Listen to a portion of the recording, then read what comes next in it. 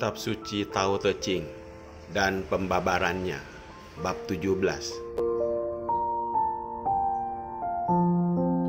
Bab 17. Manusia dan sifat wajar dari Tao. 1. Pada dahulu kala, yaitu zaman yang pertama, rakyat tidak mengetahui siapakah yang membuat kepala mereka. Mereka hanya mengetahui raja, tetapi tidak mengetahui siapa saja mereka.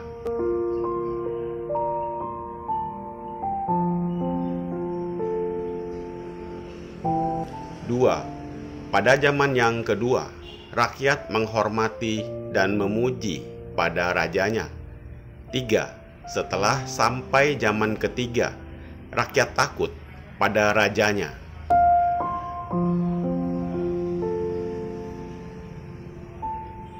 4, pada zaman keempat, rakyat memandang rendah dan menghina rajanya. 5, kejujuran semakin berkurang hingga kepercayaan tidak ada lagi.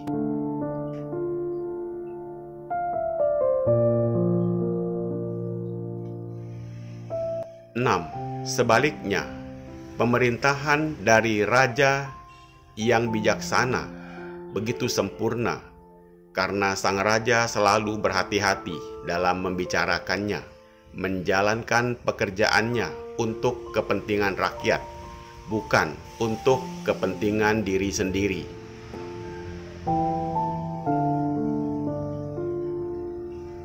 Meskipun demikian, tidak membanggakan pahalanya, sehingga rakyat tidak dapat mengetahui dan menganggap kemakmuran ini terjadi dengan sewajarnya.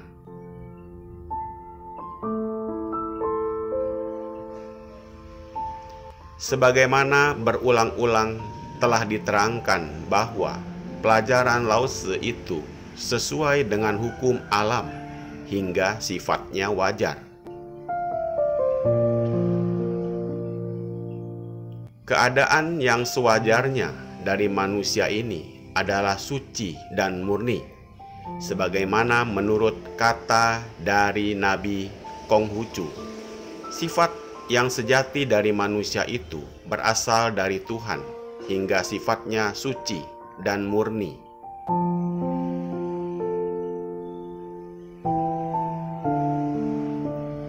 Hanya karena ternoda oleh kekotoran dunia ini, maka sifat wajar itu berubah jadi kotor. Apabila kita dapat hidup sewajarnya, sesuai dengan sifat yang murni dari sang asal yang berada dalam diri kita dan yang menjadi penerangan dari kehidupan kita ini, maka dapat dikatakan hidup di dalam Tao yang maha sempurna.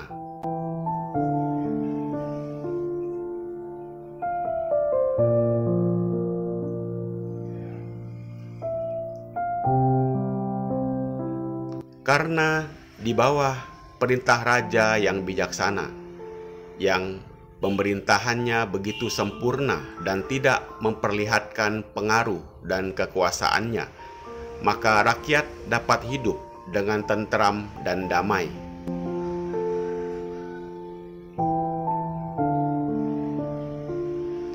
Masing-masing menjalankan tugasnya dengan senang dan bebas. Masing-masing bekerja menurut kepandaian atau bakatnya.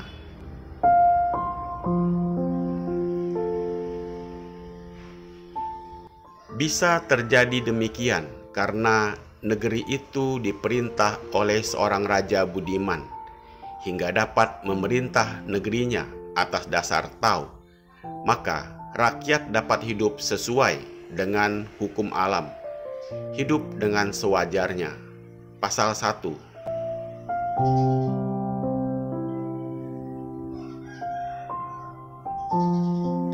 Dalam zaman yang kedua, keadaan sudah berubah. Sifat sewajarnya mulai berkurang, sedikit demi sedikit mulai lenyap. Maka rakyat mulai diberi pelajaran tentang berbakti, berlaku baik, saling mencintai, jujur, dan sebagainya.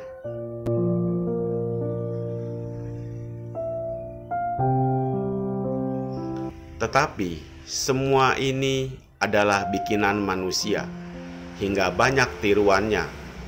Ada yang berpura-pura jujur, pura-pura berbakti, pura-pura cinta kasih, dan sebagainya. Kebaikan-kebaikan ini dilakukan dengan pamrih dan dengan perhitungan untuk memperoleh keuntungan bagi diri sendiri.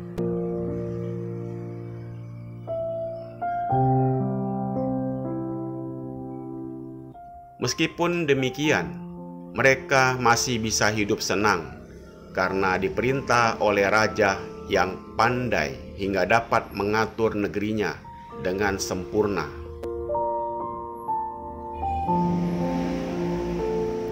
Sehingga rakyat jadi cinta dan menyanjung rajanya.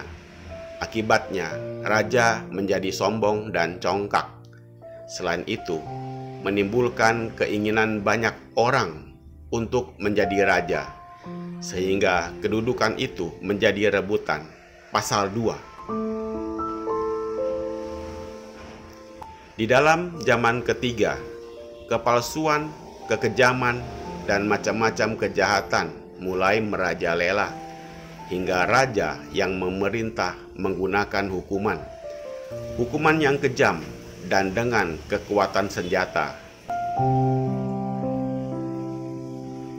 Negerinya diatur dengan dasar yang kejam, maka rakyat menjadi takut. Mereka bukannya taat pada perintah rajanya, melainkan mereka terpaksa menurut karena takut mendapat hukuman. Pasal 3.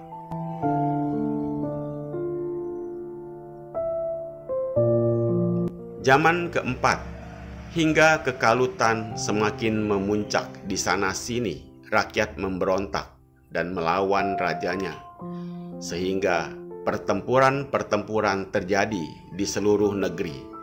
Pasal 4. Bila kepala negara sudah kehilangan kepercayaan dari rakyatnya, tentu saja kedudukannya tidak dapat dipertahankan pula.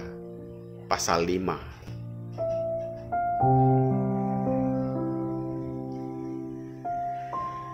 Tentang keadaan 4 zaman ini menurut kepercayaan bangsa Yunani, pada zaman pertama dinamakan Amora, zaman emas. Zaman kedua disebut zaman perak. Zaman ketiga adalah zaman tembaga. Selanjutnya, zaman keempat adalah zaman besi.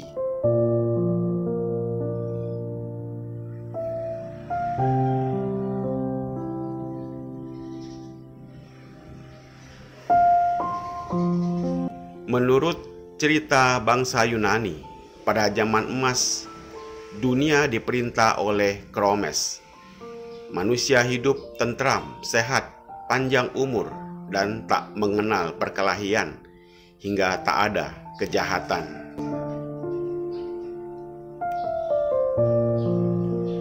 Pada zaman perak, ketika Zeus atau Jupiter memegang pemerintahan, keadaan mulai kalut, tetapi manusia masih bisa hidup senang.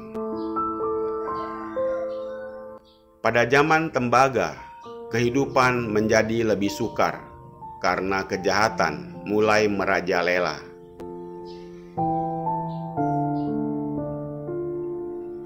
Pada zaman besi, keadaannya paling buruk.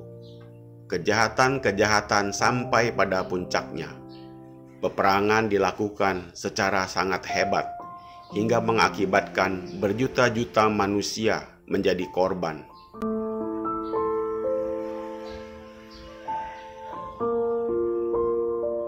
Di dalam pelajaran ini, Lao Tzu pun membicarakan adanya perbedaan dari 4 zaman yang menunjukkan bagaimana pribadi manusia jadi semakin merosot, hingga masyarakatnya pun jadi semakin kalut.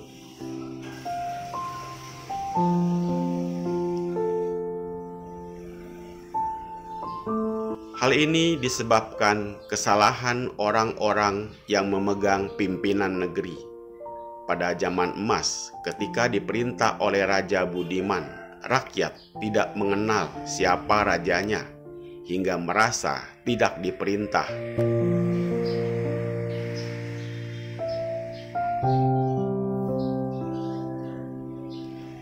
Karena pemerintahan yang bijaksana itu tidak menunjukkan kekuasaan dan tidak melakukan penindasan pada rakyat, tetapi selalu menggunakan cara yang sesuai dengan hukum alam yang sewajarnya dan sesuai dengan Tao.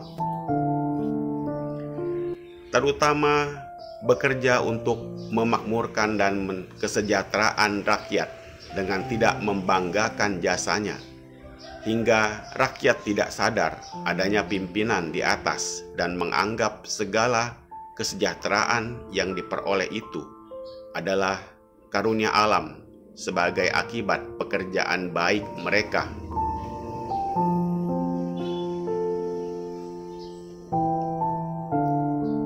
Dengan begitu, sang raja dapat menjalankan pemerintahan dengan selamat, walaupun tanpa ucapan terima kasih dari rakyatnya yang hidup beruntung dalam negerinya yang makmur.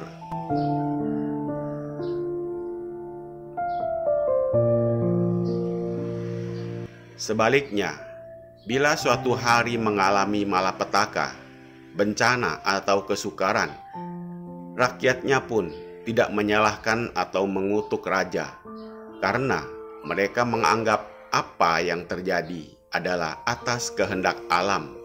Pasal 6.